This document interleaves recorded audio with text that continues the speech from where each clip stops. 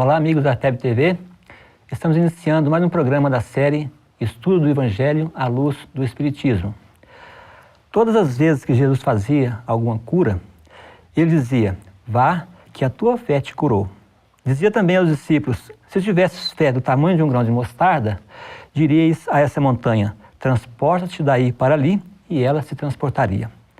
A doutrina espírita nos ensina que a fé pode ser divina ou humana, conforme o homem aplica suas faculdades à satisfação das necessidades terrenas ou das suas aspirações celestiais.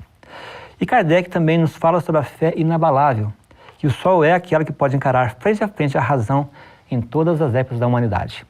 No programa de hoje vamos abordar o tema fé, o poder da fé. Os convidados do programa de hoje são o Flamarion Vidal, o Saulo César, o Marcos Bragato e o Max Lânio.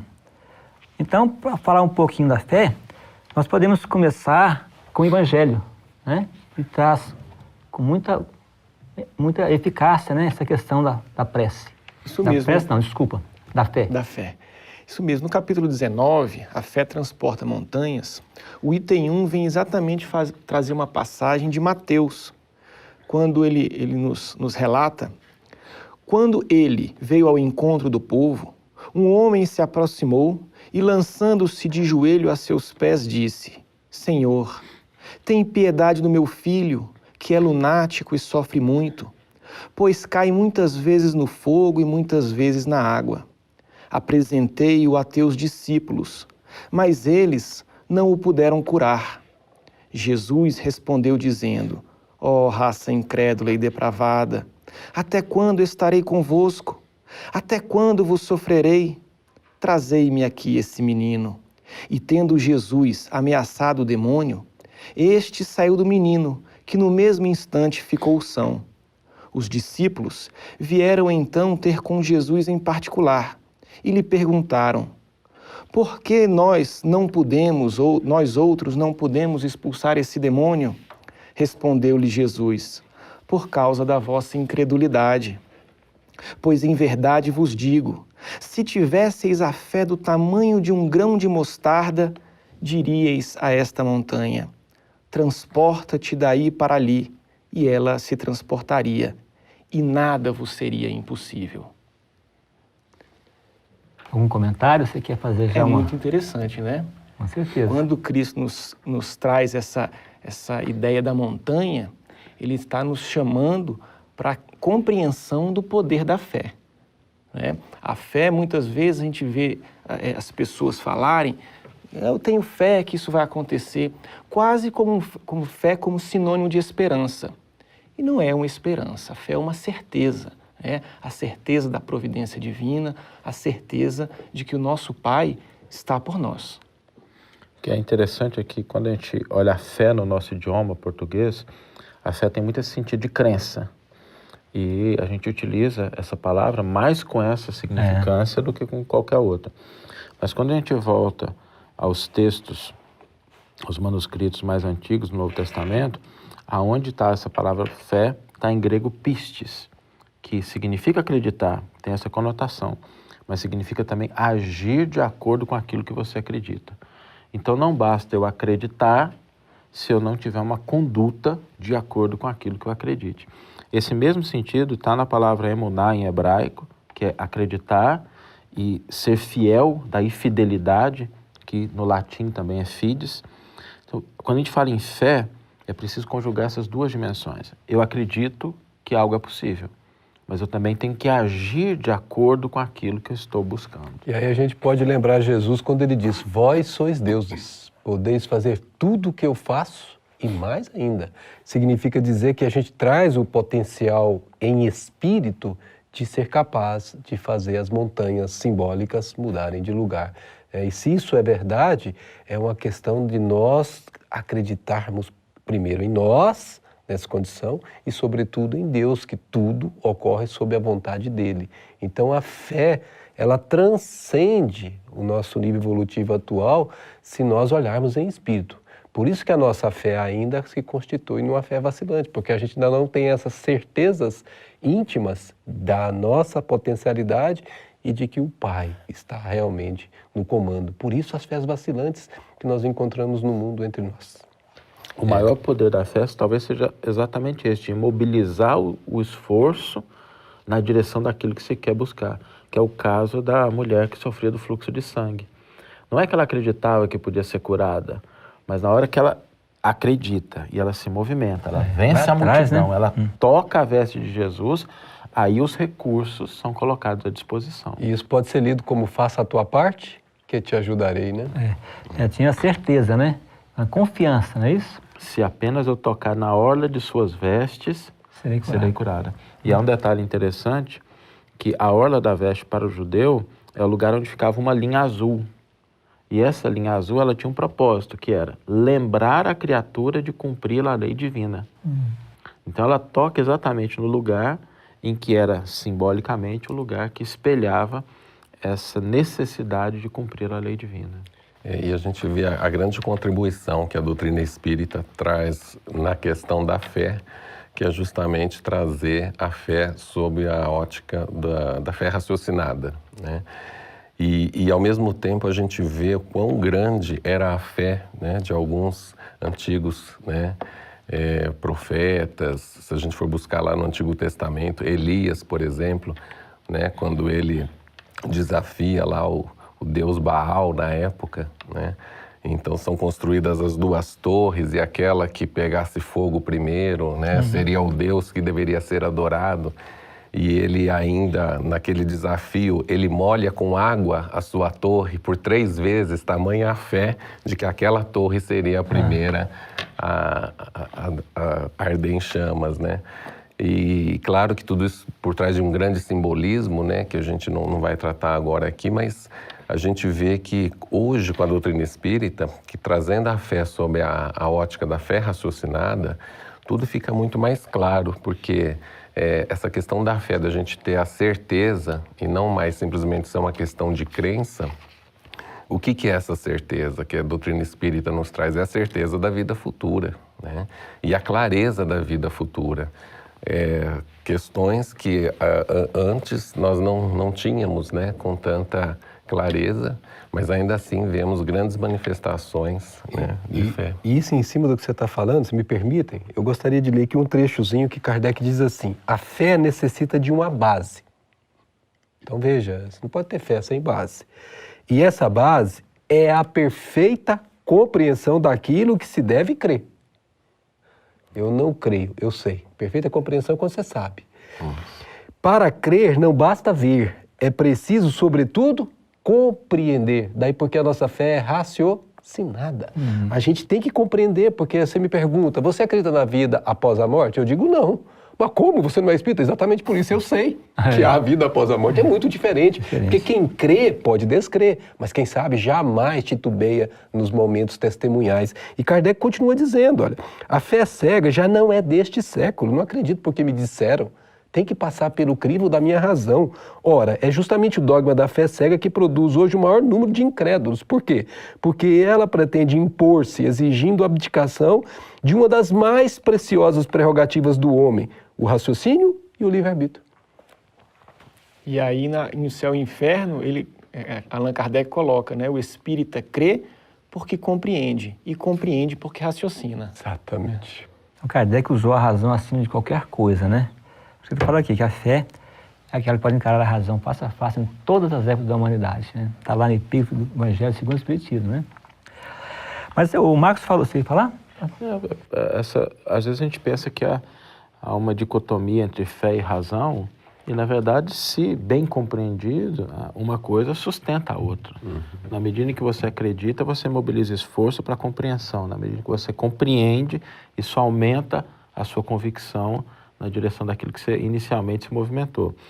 E o Espiritismo traz exatamente essa proposta de explicar o sentido da fé, até para que, naquelas situações em que o que nós pedimos não nos é dado, a gente entenda qual que é o propósito. Interessante, porque a gente está falando de fé, seria bom a gente defini-la, né, segundo o entendimento de um espírito como Emmanuel. Perguntou-se a ele no livro Consolador, poder-se-á definir o que é ter fé? E ele foi muito, mas muito bela a resposta dele, no meu entendimento pessoal. ter fé é guardar no coração, olha a expressão, não é no raciocínio, é no coração, no sentimento, a luminosa certeza em Deus. Certeza em Deus, não se titubeia. Certeza que ultrapassou o âmbito da crença religiosa, fazendo o coração repousar numa energia constante de realização divina da personalidade. Vós sois Deus. Nós estamos vibrando como centelhas divinas. Conseguir a fé já é outro passo. Que ele diz assim, conseguir a fé é alcançar a possibilidade de não mais dizer eu creio, mas afirmar eu sei. Ele coloca o eu creio entre aspas e o eu sei entre aspas também.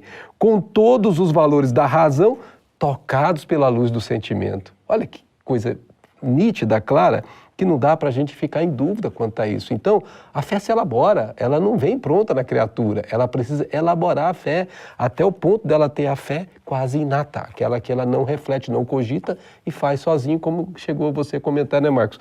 E isso leva-se tempo para conseguir, né? E Jesus falou que se nossa fé fosse o tamanho de um grão de mostarda.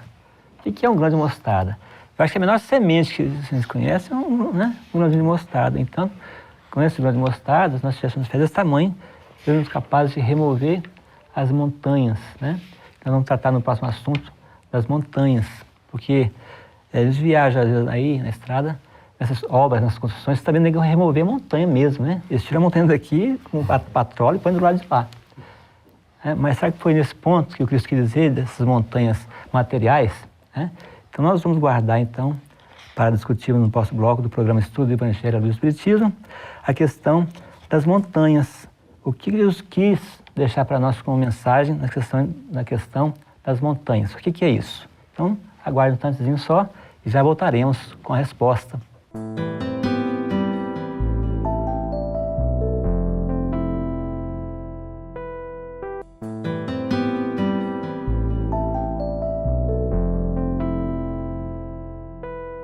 Voltamos com o segundo bloco do programa Estudo do Evangelho à Luz do Espiritismo, aqui na FEB TV. O tema de hoje, o poder da fé. O Marcos falou no bloco anterior, Marcos, a respeito as pessoas lá do início, né? Os profetas, até mesmo aqueles que são considerados o pai, né, de toda a civilização, que é Abraão. E tem a passagem de Abraão que fala, o Senhor disse a Abraão, sai da tua terra, da tua parentela e da casa do teu pai. Ou seja, sai do seu conforto. Você está muito confortável aí. E disse, para a terra que eu lhe mostrarei. E ele foi. Né, Saulo? O que você gostaria de comentar sobre isso aí, Saulo? O primeiro exemplo de fé no Velho Testamento, no Antigo Testamento, é exatamente essa conduta de Abraão. Até porque, se a gente se lembrar, a lei ou a Torá não tinha sido dada nessa época. Então, Abraão não era alguém que professava um judaísmo que veio depois dos 10 mandamentos, que veio depois da lei, porque ele é anterior a isso.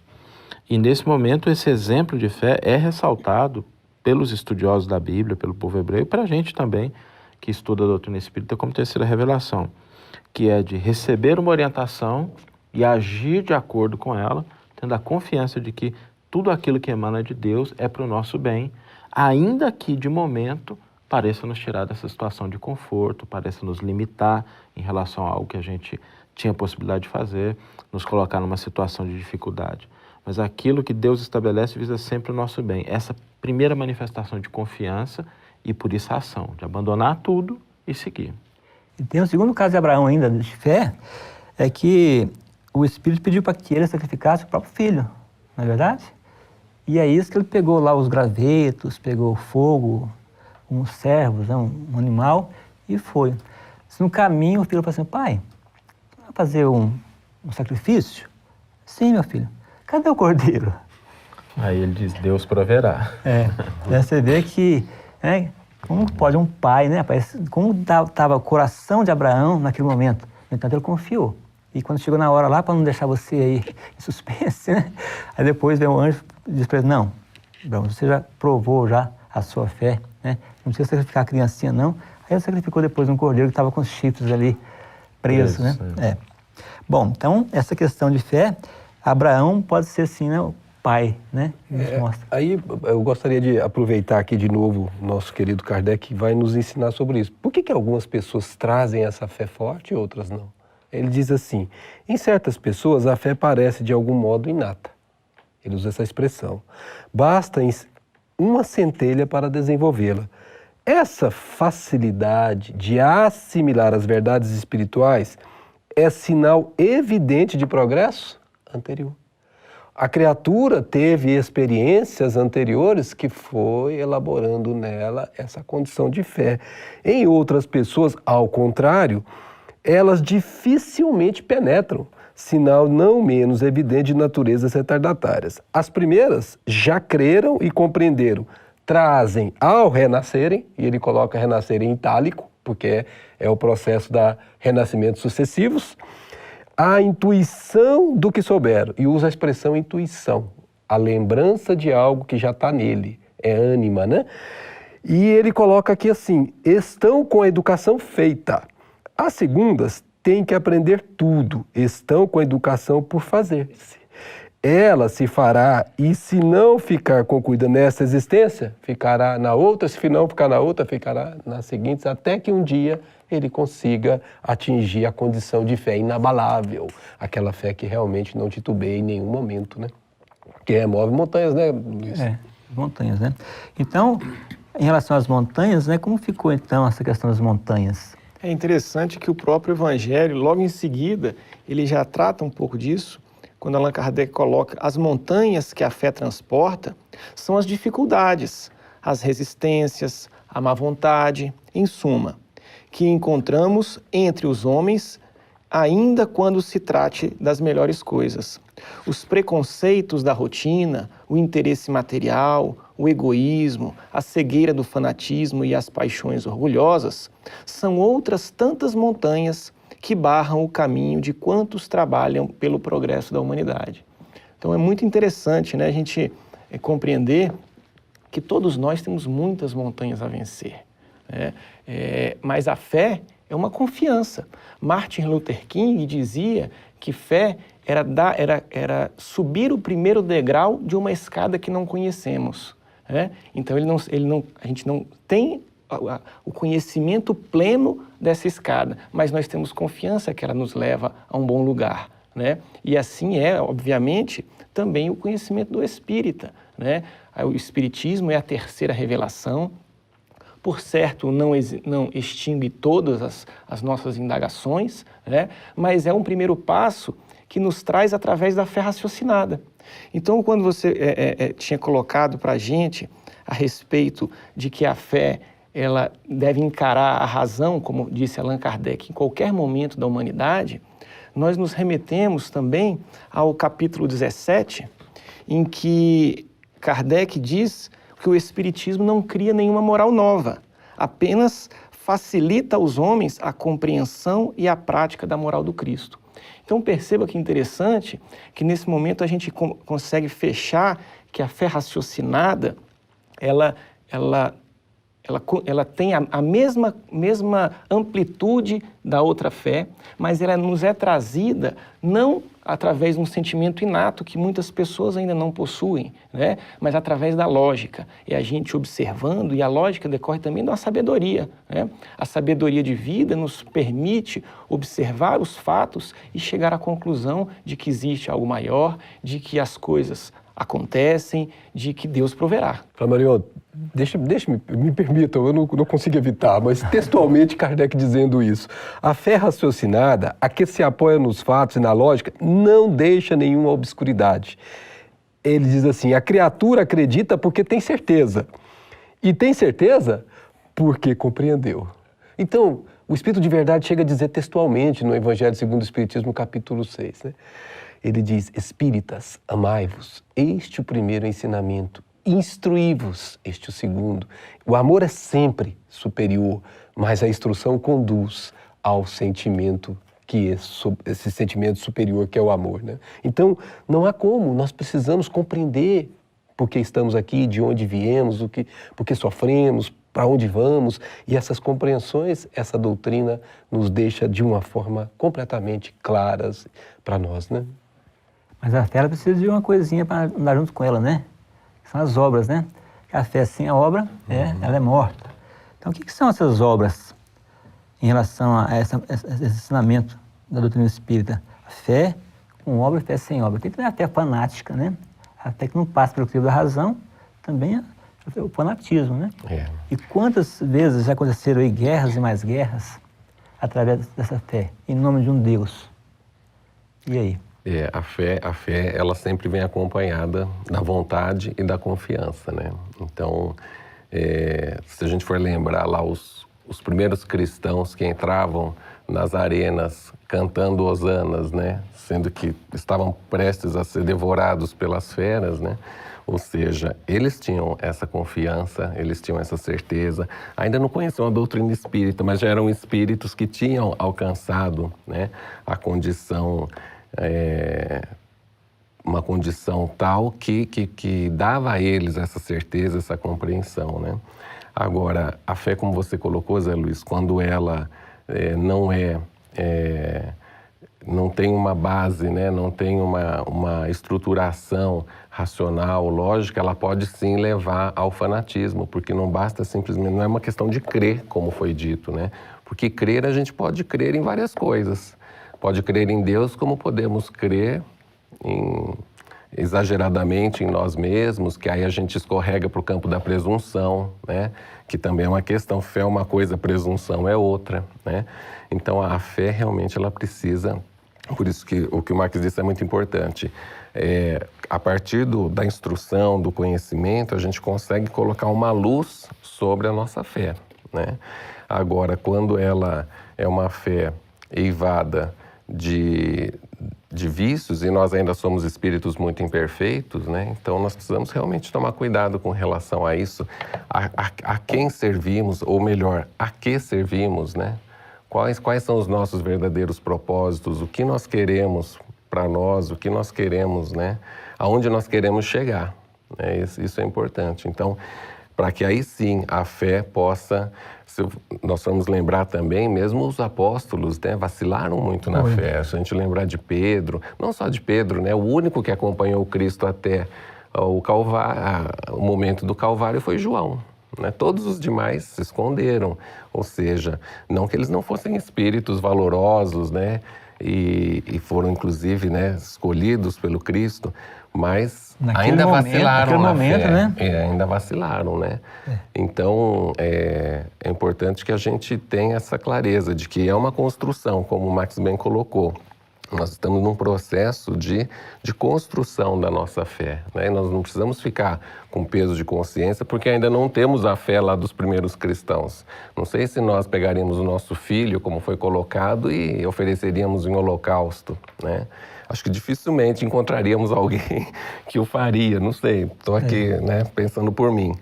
Mas agora, quando a gente vê no mundo que a gente vive hoje, né, pessoas assim, movidas cegamente por certas seitas, né? Por certas seitas, movidas por uma fé ainda completamente cega, né? A gente vê que isso acaba se distanciando das verdades divinas, né? Das leis divinas, porque a fé, a gente não pode conceber a fé, né, dissociada das obras e dissociada da verdadeira caridade. O que o Marx colocou ali, a fé, ela depende do nosso grau evolutivo. Umas pessoas têm facilidade em professar a sua fé, enquanto os outros acham que estão no caminho certo e não estão, né? Então nós estamos encerrando mais um bloco do nosso programa, falando sobre a fé, e nós convidamos a você a ficar conosco, que dentro de instantes voltaremos com o poder da fé.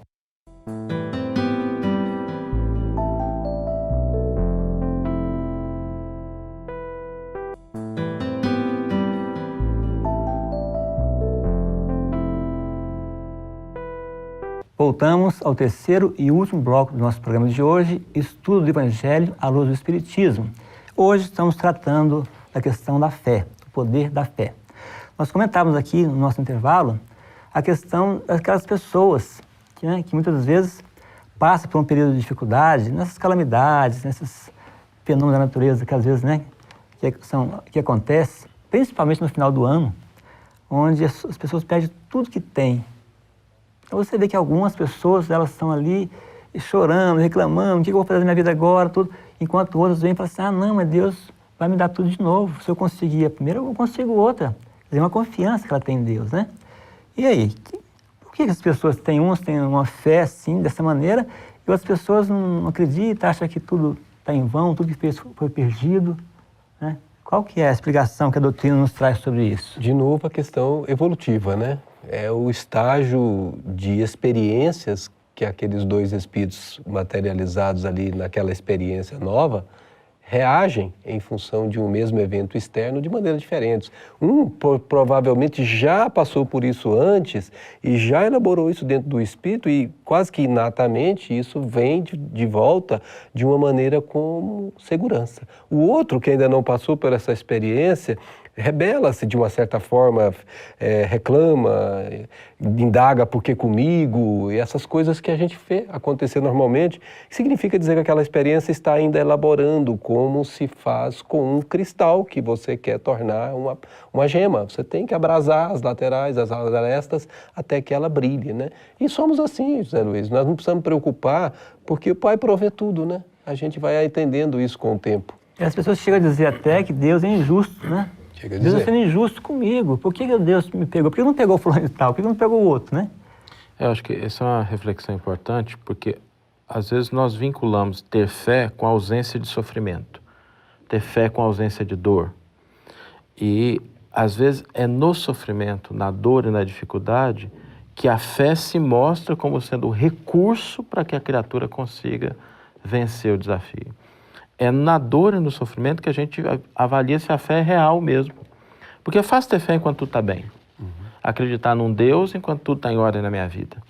Mas manter a confiança na divindade quando a gente enfrenta uma dificuldade é o que caracteriza uma fé real.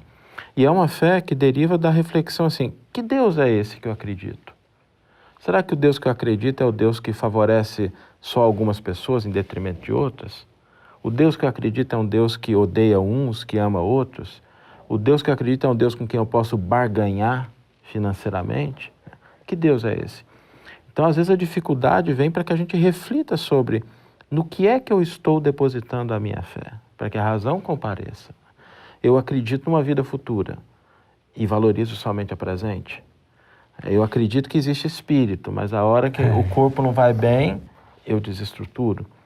Então, não é porque a gente tem fé que nós não vamos ter dificuldade, que nós não vamos ter sofrimento, que nós não vamos ter desafio. Esse é o aspecto consolador da doutrina espírita, porque ela mostra que a dor, o sofrimento, o desafio tem um propósito, que está relacionado não só àquilo que nós trazemos, como muitas vezes a gente dá ênfase, mas é uma ênfase limitada, mas sobretudo com relação aonde a gente quer chegar, o que tem para a nossa frente.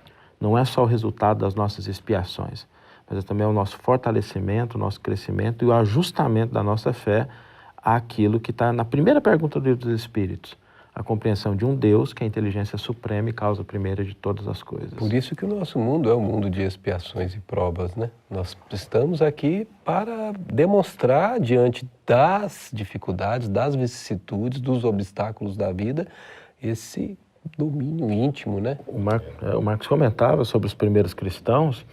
O que chamou a atenção para o cristianismo primitivo não foi o seu dogmatismo, não foi as grandes exposições, mas o exemplo e a postura das pessoas que eram capazes de encarar situações mais dolorosas sem perder a fé, como a serenidade. É aquele grande dilema de Paulo de Tarso na estrada para Damasco, refletindo, né? Como é que os cristãos conseguem ter uma paz que, apesar de todo o meu conhecimento, de toda a minha posição, de tudo que eu posso fazer, eu ainda não consegui. E aí a gente vê que a fé, ela é calma e silenciosa, né? Porque muitas vezes tem pessoas que confundem, né? Acham que manifestar a fé é sair gritando, eu tenho fé. Não, a fé, os Espíritos ensinam, né? É calma e silenciosa, porque é essa resignação íntima, né? Se suportar bem as vicissitudes, as dificuldades da vida, né? É que vai realmente, e é na hora do testemunho que a gente vai conseguir avaliar o tamanho da nossa fé, né? Em que ponto nós estamos. Então, A gente vê até pessoas enfermas que estão em hospitais, em tratamento, depende muito de como cada um se coloca diante daquilo. Tem pessoas que sequer acreditam que o remédio vai fazer efeito. Elas são tão negativas que elas, ou seja, elas mesmas agem, né, de forma a prejudicar o próprio tratamento. Então, a fé, ela é essa confiança, ela é essa certeza de que... E aí a fé espírita nos dá essa certeza da vida futura. Aconteça o que acontecer, nós sempre continuaremos, né, nos levantando a cada queda, recomeçando, né? E por isso que a gente aprende na doutrina espírita que nós não devemos nunca desanimar, nunca esmorecer. Veio a dificuldade, a gente tem que levantar e recomeçar todas as vezes que forem necessárias, né? Desculpa. Pode falar, Maria. E é interessante que algumas religiões pregam que a salvação vem de acordo com a sua fé. E o Espiritismo, quando nos mostra que nós podemos construir a nossa fé através do raciocínio, é mais um fato consolador. Então imagine que quando alguém tem acesso, por exemplo, a um estudo sobre as cartas de Chico, né?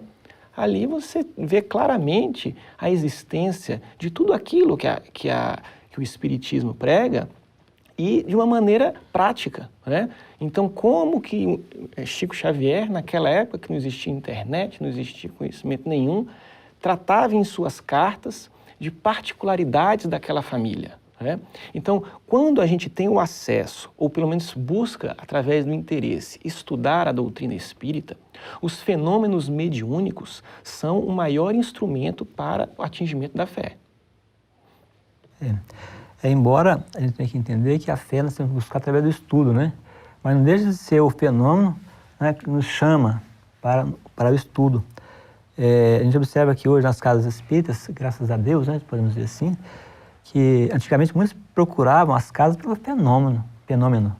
Queria fazer um tratamento, queria, né, ver até, achava que na casa espírita se encontrava com os espíritos nos corredores, né? Eu ouvi pessoas que me disseram isso. Não, achei que aqui, chegando aqui, eu ia encontrar um espírito aqui, outro ali, né?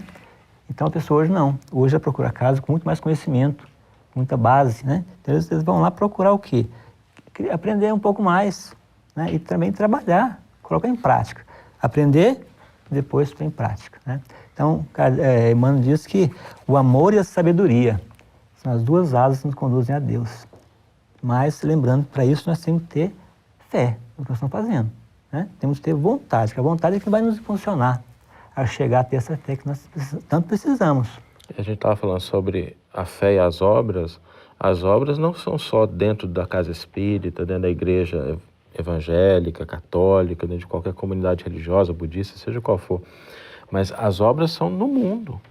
Se eu tenho uma fé que me faculta o entendimento de que há uma divindade, de que há uma vida futura, de que a gente progride, essa fé ela só vai realmente ser completa se na minha conduta cotidiana eu tiver um comportamento que se ajuste a esse entendimento. Se eu tratar o próximo como irmão, se eu compreender que eu tenho recursos para poder fazer o bem onde quer que eu esteja, se eu perceber que se alguém não compreende como eu compreendo, me compete auxiliá-lo e não criticá-lo, é isso que caracteriza as obras da fé, efetivamente. É forma, né? É fazer, como Santo Agostinho diz, conheça-te a ti mesmo. Para a gente ver se nós estamos, vamos elencar cada pontinho lá que eu fiz no dia de hoje, eu vou ver que muita coisa que eu fiz ali, fico com vergonha até. Uma das coisas é essa falta de fé, né? Às vezes na gente mesmo, não confiamos na gente mesmo às vezes. José Luiz, eu estava olhando aqui o que Emmanuel diz naquela resposta que foi feita a ele sobre definição de fé, e do que vocês estavam falando, ele diz assim, traduzindo a certeza na assistência de Deus, ele usa a expressão certeza. Ou seja, Deus, foi o que ele disse lá, guardar no coração luminosa certeza em Deus. Então, pré-condição para ter fé, né? Ela exprime a confiança que sabe enfrentar todas as lutas e problemas. Tá vendo? Todas as lutas e problemas. Com a luz divina no coração. E significa a humildade redentora. A humildade redentora que edifica no íntimo do espírito a disposição sincera do discípulo relativamente, abre aspas, ao faça-se no escravo a vontade do Senhor. O dia que nós compreendemos que nenhuma folha cai sem a permissão de Deus, que tudo está sob o controle de Deus e que o que está acontecendo conosco faz parte do processo evolutivo para nosso retorno a Deus, a gente fará como fez Maria, faça-se na serva a vossa vontade. E é isso que nós vamos compreender com a doutrina espírita através do conhecimento, levando essa certeza, porque como bem lembrou, foi bem lembrado aqui, a primeira questão do Livro dos Espíritos é sobre Deus, que é Deus, para que a gente tenha essa certeza de que nós não estamos órfãos, nós somos filhos de Deus na essência do coração. O primeiro e grande poder da fé real é o de transformar nós mesmos. Essa questão da fé, eu queria até, já encerrando esse programa nosso, de hoje, que contar uma pequena história que eu recebi uma vez, eu achei muito interessante e guardei comigo. Se uma criança viajava no avião e de repente o avião entrou numa zona de turbulência muito forte e começou a sacolejar, começou a bater, a criança estava lendo o seu livrinho lá, continuou. As pessoas do lado, como diz o Chico Xavier, rezava, pedia pelo amor de Deus e orava, né? E a criança está lá. Aí passou aquela zona de turbulência, tudo acalmou, o piloto veio, acalmou o pessoal, já estava tudo tranquilo. E aí a pessoa do lado olhou para a criança e falou assim, escuta, mas você passamos um sufoco danado aqui, você não ficou com medo, não? Aí eu estava olhando, não, acho que não. Mas nem um pouquinho? Não, nem um pouquinho. Aí, mas por que você não ficou com medo? É que meu pai é o piloto desse avião. Né? Então nós temos Deus, que é o piloto dessa nave que nós estamos viajando nela, e nós temos que confiar em Deus. Né? E às vezes nós fraquejamos, mas faz parte da nossa evolução. Né? Assim, então, chegamos ao final de mais um programa Estudo do Evangelho à Luz do Espiritismo e deixamos aqui o convite a você que nos assiste para assistir os nossos próximos programas.